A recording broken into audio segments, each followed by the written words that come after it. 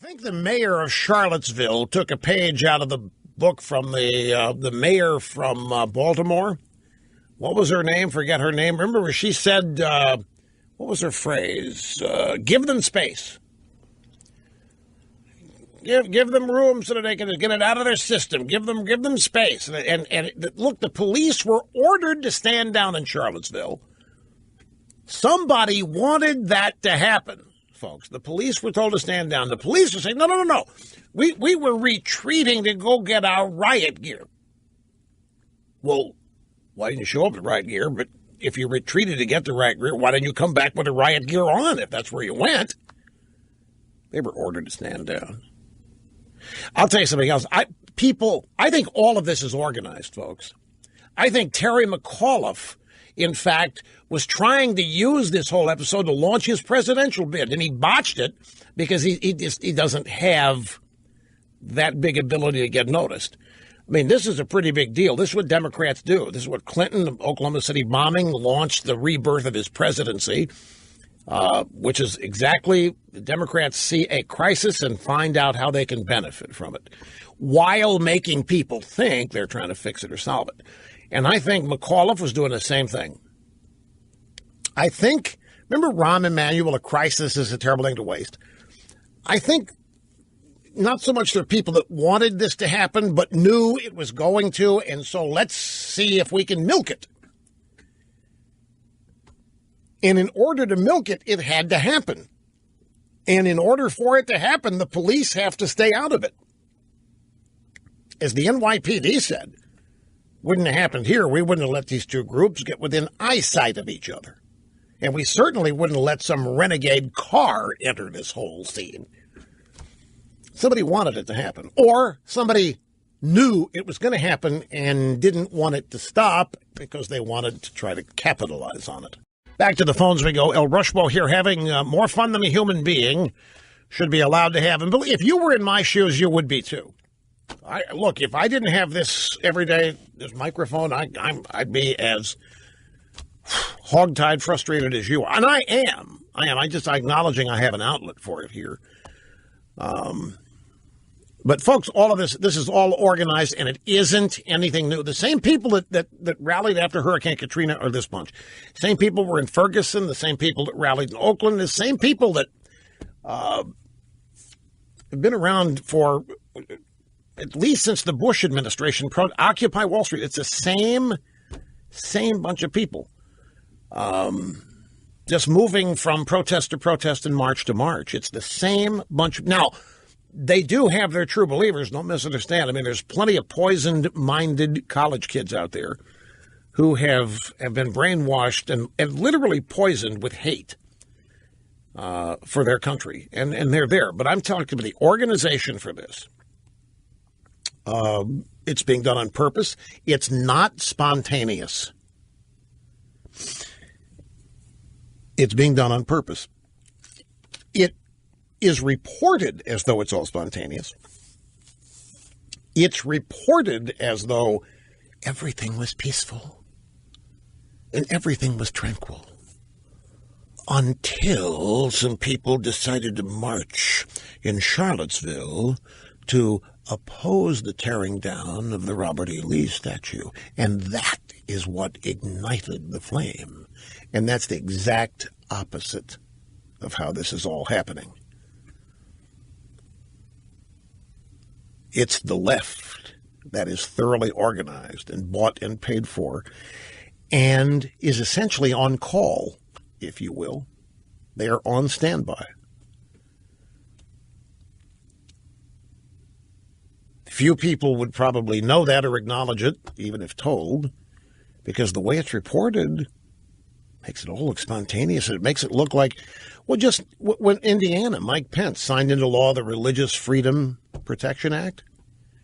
Remember how immediately there was a massive statewide protest against Pence and the Illinois legislatures, a bunch of racist homophobes? Christian zealots. The media shows up, the national media, and they started knocking on business doors trying to find a business that would admit It would not cater a gay wedding, and they finally, in some suburb of a suburb, found a 22-year-old daughter of a pizza owner.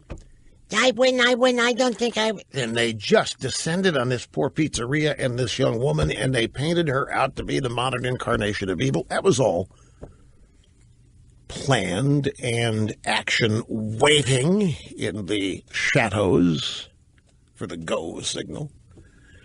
But it's reported as though it is a national outrage. The people of America are beside themselves at the idea we need to preserve American history. The American people cannot stand the idea that there's a Robert E. Lee statue anywhere, and they side with the leftist protesters who want to take them down. That's the way it gets reported. You're being lied to. We're all being lied to. Every minute of every day in the form of what they tell us is news, which is really just the narrative that is the advancement of the leftist agenda every day. By the way, folks, Hillary Clinton has just given $800,000 from her campaign funds to the Trump resistance movement, which is what's funding all of these rent-a-thugs. It's all a left-wing movement, and it's all organized. And we have to break here to top. Back in just a second. Greetings and welcome back, folks. It's great to have you. Il Rushbo here at 800-282-2882. If you want to be on the program, the email address, ilrushbo@eibnet.com. Yeah, I'm looking for a story. I had it right here at the top, and I'm going to find it. Peter Beinart in the Atlantic magazine had a story before Charlottesville happened, and it's all about the danger of the violence that's coming from the American left today. And I'm stunned that the Atlantic ran it, but again, they ran it before Charlottesville happened, and I just had it, and I showed it to Snerdley here just moments ago. But this is what happens. Things accumulate and stack up on top of each other. And it's here somewhere. But anyway, before I find those things, there's another piece here about if I think things are rosy for the Democrats in 2018. Not so fast. Dan Balls in the Washington Post. This is also a, I think, interesting piece. And it's along the lines of the piece that ran in November of 2011 when the Democrats acknowledged they're getting rid of white working class voters. But I want to get back to Charlottesville here on the theme we had earlier that the mayor played a role in the police department there standing down. The Washington Free Beacon is reporting that the Virginia State Police say they were not outgunned in Charlottesville despite Terry McAuliffe's claim. Now, I just want to reiterate a theory of mine.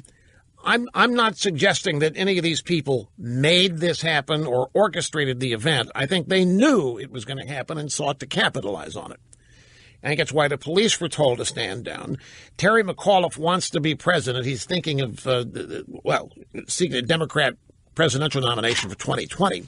And I think he was going to launch his candidacy from this event. I think he tried to. And the fact that you haven't heard about it is an indication of how poorly he did and how badly it went.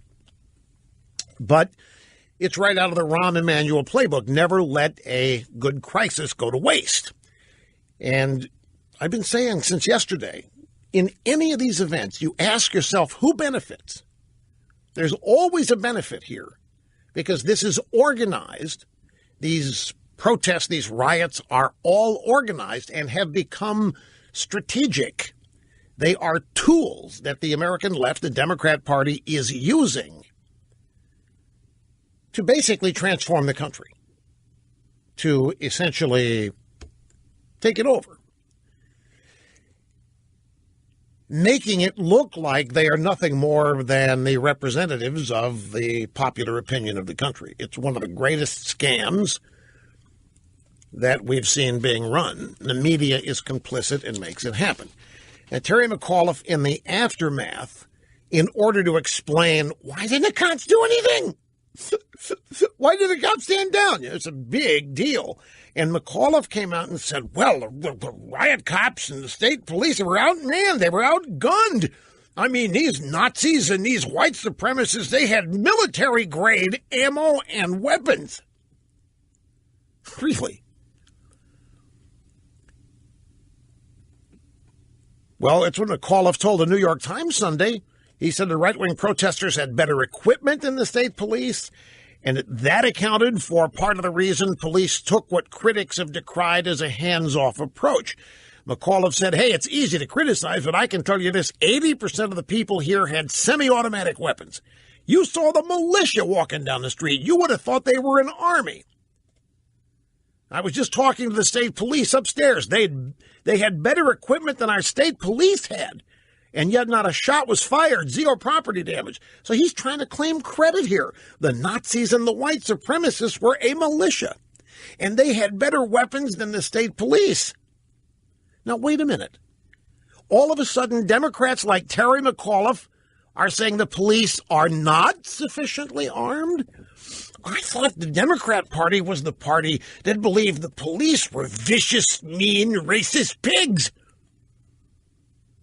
I thought the Democratic Party thought the problem was that the cops have guns and that there's too much militarization going on in police forces. But now, all of a sudden, Terry McAuliffe wants more of that. Terry McAuliffe, the governor, wants the police to be more militarized. Well, that's not what they were saying after Ferguson in Baltimore. So why have they changed their tune? Anyway, this is not true anyway. There weren't any firearms visible in any of these video clips that we've seen and some of the still shots. The idea that the white supremacist nationalists and the Nazis had semi-automatic weapons and were more deeply armed than the state police, that's just a bit of a stretch. And from the Associated Press, experts, police response inadequate at Charlottesville rally. So this theme is picking up. Now we have a flashback. Let's go back to August. It's not a flashback, actually. This is a story from well, it's August 14th. I don't understand what the flashback is here. Charlottesville mayor, it's from the Daily Caller. Charlottesville Mayor Mike Siner declared the city the capital of the resistance at a rally held in January following the election of President Donald Trump. Oh, I see what the flashback is here. They've got it dated today, but the event happened back in January. So the mayor of Charlottesville, a guy by the name of Mike Siner, said that Charlottesville is the capital of the resistance. He said this in public at a rally in January after Trump was inaugurated. Siner, maybe he pronounces it Signer, I don't know. I'm not trying to mispronounce it. I just haven't heard it pronounced, and it looks like it's Signer, Siner. If I'm mispronouncing it, please don't be distracted by that. The mayor of Charlottesville organized the rally to announce his plans to resist the Trump administration by providing legal assistance to immigrants and directing the Charlottesville Human Rights Commission to address reports of xenophobia or racism. This is right after Trump's inaugurated. Look what this mayor is already presuming. Charlottesville's Human Rights Commission to address reports of xenophobia or racism? He also said he was considering violating federal law by making Charlottesville a sanctuary city for illegal immigrants. This rally back in January was attended by hundreds of citizens, as well as Khizr Khan, the father of a Muslim American soldier who died in Iraq, who chastised Trump for his Muslim immigration ban in his now famous speech at the Democrat National Convention. I'm telling you, folks, all this is organized. The mayor of Charlottesville has been getting ready for this ever since Trump was inaugurated. January 31st, 2017, Charlottesville mayor holds rally to declare city capital resistance. That's from the NBC affiliate WVIR. So don't doubt me on this one. And then we have another story. This is a flashback from the Daily Caller, how Obama handled an attack by a racial nationalist. And this is about the Black Lives Matter demonstration in Dallas, where an avowed black nationalist murdered 5 police officers during a Black Lives Matter demonstration. The act was well planned. It was motivated entirely by the hate-filled ideology of the shooter. His name was Micah Xavier Johnson, with several officers dead by the hand of this black nationalist. You might think that Obama may have considered the assassinations domestic terror, might have launched an investigation into groups associated with the ideology, but he didn't. He did condemn the shootings, but he did not call out or even allude to the hateful views of the shooter. You know what he did? You know how Obama dealt with the murder of 5 Dallas cops? You remember?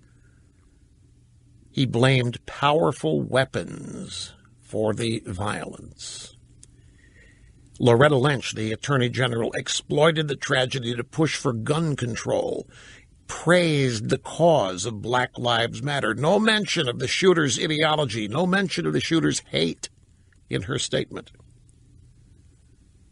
Now, Trump and his team have been urged to speak out against the so-called alt-right from the get-go. Yeah, I never heard of this alt-right, by the way, until sometime late last year.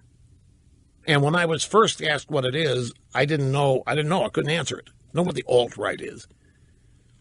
Seems to me the left has defined the alt-right as white supremacists and Nazis, so forth and so on.